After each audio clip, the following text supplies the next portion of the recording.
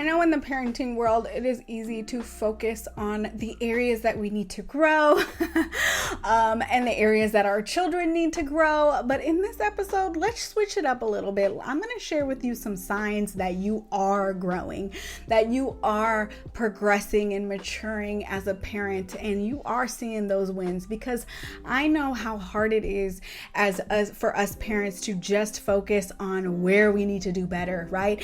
And where are the areas we need to improve, and we need to cultivate more presence and more patience, and work on our discipline and being consistent and validating feelings and all of that, right? That it's so easy to overlook our wins. It's so easy to lose sight of all of the small steps towards progression that we are already making. So I am a huge fan of celebrating our wins as parents, because they're happening all around us. They're happening every day. And if we can pay attention to them, what happens is we start to, those wins just start to progress on top of each other, right? And one on top of the other, on top of the other. And then all of a sudden we're winning, right? We're winning more than we're losing. So anyways, in this episode, I'm going to dive into the 6 signs that you are growing as a parent. So let's get into it. Before we do, just quickly, I want to say I'm Dr. Jasmine. I am a mom of 2 and a clinical psychologist. I'm laughing at myself because I'm just trying to get into the rhythm of introducing myself, because it's so easy for me to think, oh, you're my friend. You've been coming here and watching me for a while now, but that's not always the case. So if you are new, welcome to the family. Around here, we love to talk about positive discipline, positive parenting in general, child development, as well as our own mental health as parents. And I love to also talk about what's going right, okay? Which is what this whole episode is also about. Noticing and celebrating our wins, which is a huge thing that I love to do inside of my private parent coaching community, the Mom Sisterhood. Every Wednesday, we have Win Wednesday, where we come together as a community and we share about our wins, okay? We, dust our shoulders off, if you will. We get our, what are these called? Pom-poms out, okay? And we celebrate ourselves, right? We get a little brag on ourselves and just talk about what's going right, okay? Because again, I know it's so easy to just focus on what's not going right. Now, if you are watching or listening into this episode around the time that it goes out, I just want to quickly share that the Sisterhood is currently open for enrollment. It doesn't open that many times during the year. I think it's about 2 times out of the year it opens. And so I'm really excited to share that it is currently open. So if you are looking for more ongoing parenting education, if you are looking for coaching from yours truly, as well as guidance and support and just a sense of community of other like-minded moms, then be sure to check out the Mom Sisterhood. Again, go to themomspsychologist.com/sisterhood for all of the information on how to join us. A lot of times I get asked, Dr. Jasmine, do you provide one-on-one coaching? And I don't. So if you want my coaching, if you're interested in my feedback and my guidance, the Mom Sisterhood is really the only place to get that. So definitely check out the Sisterhood if you need more help just up-leveling your parenting, wanting to find more confidence, cultivate more joy, more patience, all of that good stuff. It's perfect for moms of little ones under 10. So anyways, I digress a little bit, but I just want to make sure that everybody who is interested and needs that information and needs the support of the Sisterhood has it, because it is a dope place, if I do say so myself. It's a pretty awesome community. But anyways, let's dive into the episode and talk about the 6 signs that you are growing as a parent. Okay, number 1 is coming from a place of knowing and trusting that your childhood does not have to dictate or determine the type of parent you are, right? So coming from a place of, I get to decide what kind of parent I want to become. I get to decide how much work I put into becoming the best version of myself. Really taking ownership, taking responsibility, and empowering yourself. Like, just because I was raised a certain way, just because my parents made all these choices or whatever it is, right? I am no longer a victim, right? I am no longer the child child. I am the parent in this relationship. Therefore, I get to decide how I want to show up, right? Really just taking that ownership, taking your power back. So I understand from a psychological perspective why these generational patterns keep continuing, right? And that it is so easy to show up as the parents that we had, right? It's so easy to parent in the ways in which we were parented if we're not conscious and aware of it, if we're not actively doing the work to change those generational cycles, if we are not constantly doing the work to learn new parenting tools, which is why I'm so passionate about my membership, where I'm constantly pouring in, answering questions, and providing new tips and education for the moms in my community, because this is important work, right? We are actively changing the cycles, and a lot of the times it's not because we're bad and we're horrible parents, it's because we just don't have the tools, right? And if we weren't parented in the way that we're trying to parent, aka positive parenting, then it's very, very, very, very easy to fall into those negative patterns, because that is what we learned, right? And it is ingrained in us. That is how we handle emotions, and that is how we view behavior, and all these dynamics that are easy to reenact with our relationship with our child. So I understand why it happens, but the sign that you are growing as a parent is when you're like, we ain't doing that no more, okay? The cycle starts with me, and I get to decide how I want to show up, and I get to decide how much work I want to put into this, okay? That's a whole nother level of empowerment right there. Another sign that you are growing as a parent, number 2, is that you know that it is impossible to be the parent you want to be if you don't take care of yourself. This is really important, like really owning that, really letting that sit in and sink in, that I can't be the mom I want to be if I'm not taking care of myself, right? If I am putting everybody else's needs, wants, wishes, preferences before my own, I have nothing left to give, right? I can't show up and be present and be patient and be kind and be empathetic and all the things, and be respectful, right? All the things that we want to, and all the ways in which we want to show up for our child because it's important to us and it aligns with our values.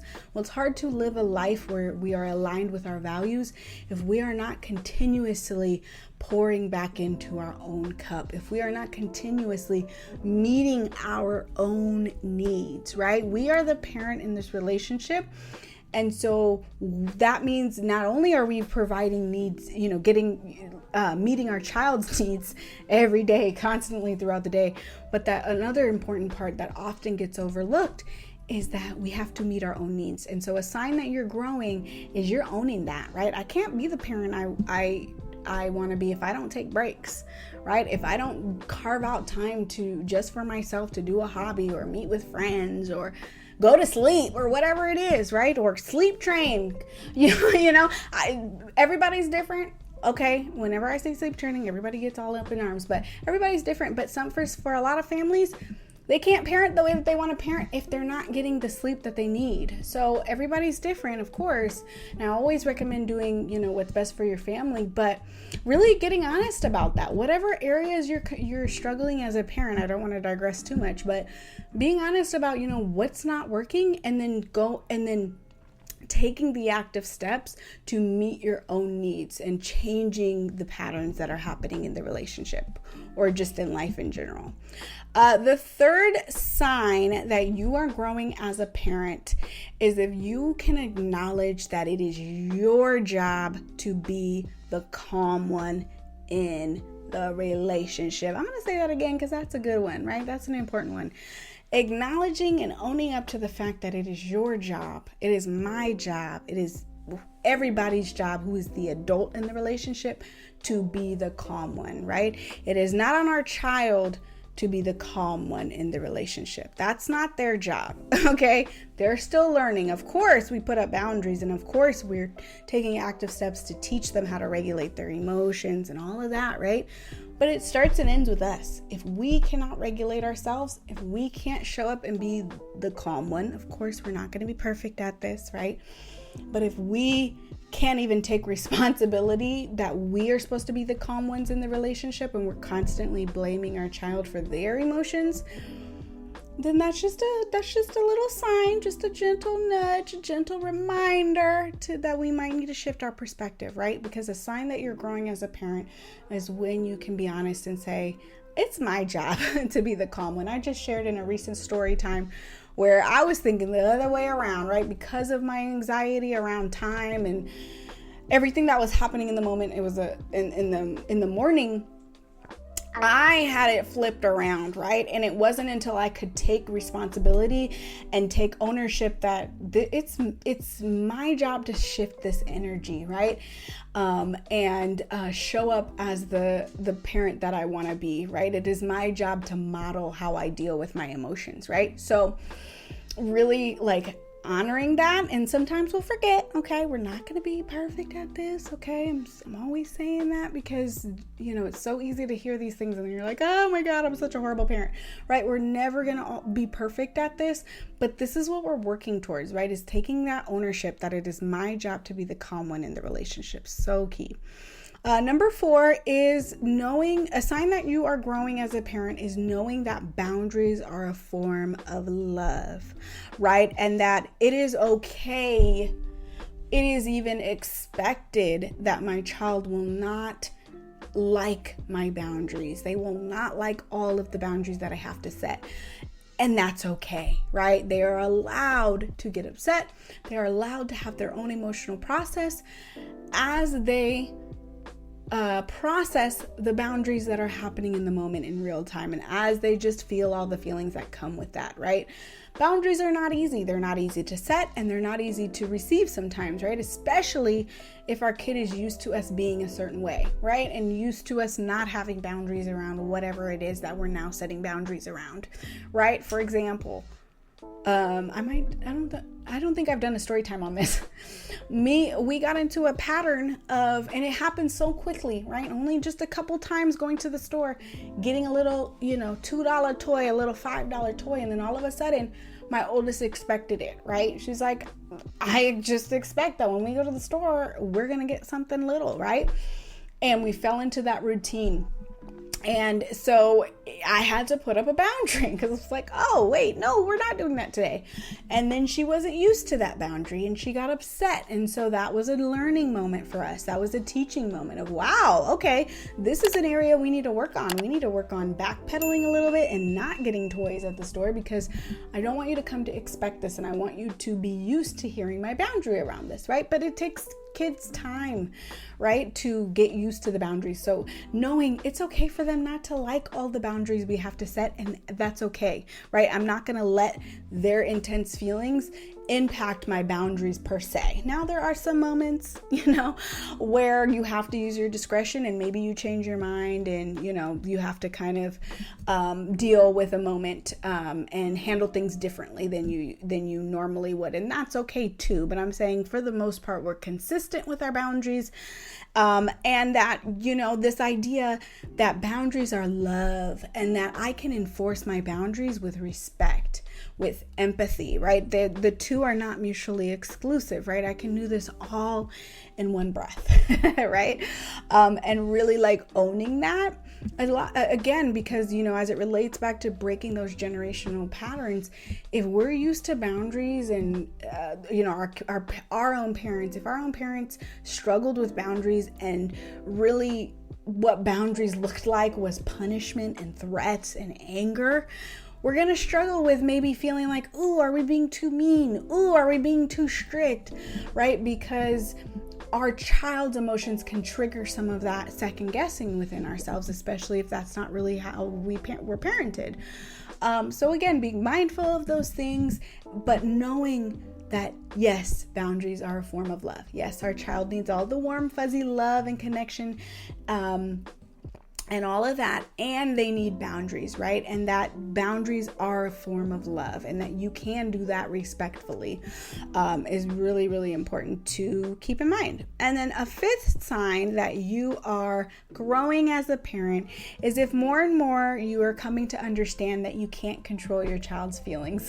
This is a big one, because I know that it is so easy to fall into the trap of witnessing our child's very intense emotions and then getting into this pull or this dynamic of wanting to fix their feelings, wanting to make it go away, wanting to get them to stop crying or stop feeling afraid or stop being shy or even stop being angry. Now, again, of course, we're always putting up boundaries around dangerous or aggressive behaviors, but even just noticing when our child gets frustrated and then wanting to be like, shut that down. No. We're not going there, right? Because it's hard to experience and witness our child's intense feelings, right? And it's easy to come from a place of control. So the more and more that we are like, no, wait, feelings are not mine to control, right? I can't control my child's feelings.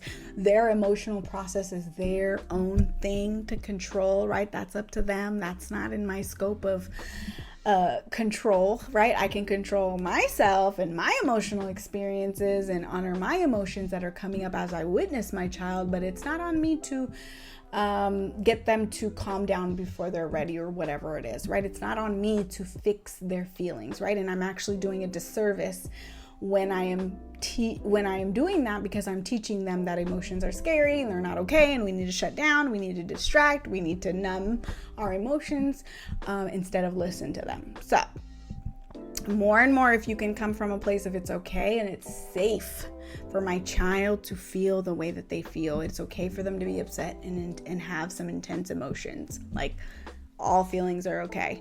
That is a huge area and a huge sign that you are growing. And the last sign is coming from a place of, it's my responsibility to ask for help, right? It is my role to get clear on what exactly I need from myself, what I need from the environment, what do I need from other people around me, and then asking, and accepting help. That is a huge sign of growth, right? We can't do this all on our own, right? Nor should we try, although it's tempting, I know, especially, fellow recovering control freak, right? Where I'm working on it every day. Relinquishing control, surrendering, right? And accepting people's help is a huge sign of growth as a parent, right? Because just knowing it's our responsibility to ask for what we need, right? People cannot read our minds. Our partners can't read our minds. Our kids can't read our minds. Our friends can't read our minds. Like, nobody can read our minds, right? So we have to take time to get quiet, get clear on our needs, right? And bonus tip, the things that trigger us, those are areas in which we can get curious of, what do I need more of, right? What is this trigger trying to teach me? And then, taking time to reflect on that and identifying, okay, what's not working right now in my life, and how can I ask for help, or how can I go take more breaks, or how can I allow more time for my own self so that I can thrive in my life, right? Whatever it is, whatever you need right now in this season of your life, really claim it, identify it, claim it, and be unapologetic about getting your needs met, right? Because again, going back to the other point, that it's our jobs to meet our needs, right? And that it's our jobs to be the calm ones in the relationship, and we cannot be the parents that we want to be if we're not meeting our needs, right? And if we are not taking care of ourselves. So I hope that this was inspiring. I hope that you were able to see even just a little bit, if not a lot, of growth in yourself as you are going through your parenting journey. If you are watching on YouTube, leave a comment and let us know, what have you noticed about your growth? Let us celebrate you. Again, it's so easy to get caught up in what we need to work on and the areas of improvement. And I love that for us, right? I love that we are constantly looking to grow, but I also want to invite us to constantly look at what's going right and where are the areas in our life that we are seeing success, that we are seeing progress in just how we show up and how we parent. And how we're breaking those cycles of generational curses. So I'm proud of us, okay? I'm rooting for all of us. Again, if you are watching this around the time that this episode goes live, be sure to check out the Mom Sisterhood for more coaching and community on all things parenting and motherhood. I hope to see you inside. You can go to themomspsychologist.com/sisterhood for all of the information, and I will see you in the next episode. Bye.